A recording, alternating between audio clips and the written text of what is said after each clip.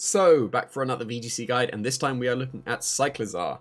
So, the reason you'd want to use it is obviously for the Shed Tail. So you can sacrifice some of your HP, substitute Baton Pass into something in the back, and then you get Regenerator as well, so that with a Citrus Berry and Regenerator, then you would go back to full HP when you've Shed Tailed. So you can do it again, but that's it. It's a gimmick.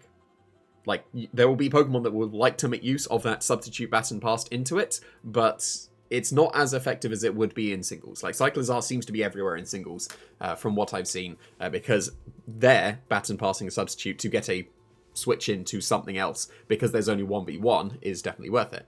But in doubles where there's 2v2, then sacrificing a turn for a substitute when the Pokemon on the field could have just clicked substitute is probably not as worth. So I see it as a gimmick. I'm sure there's some strategies that will rely on Cyclizar going for Shed Tail so that they can switch into it and then get the free switch in that way. But I don't think it's going to be nearly as effective in VGC as it is in singles. It's still got a couple of nice support options. Like Breaking Swipe is pretty nice, and Taunt is supportive as well. I would probably run Hyper Voice over Draco Meteor because then if you're stuck with just Breaking Swipe and Draco Meteor, then you're not going to be able to touch any fairies at all. So Hyper Voice would be a little bit of chip damage as well, but yeah, it's really not worth it. I see it as a gimmick. Some teams will be able to make use of it, just not mine.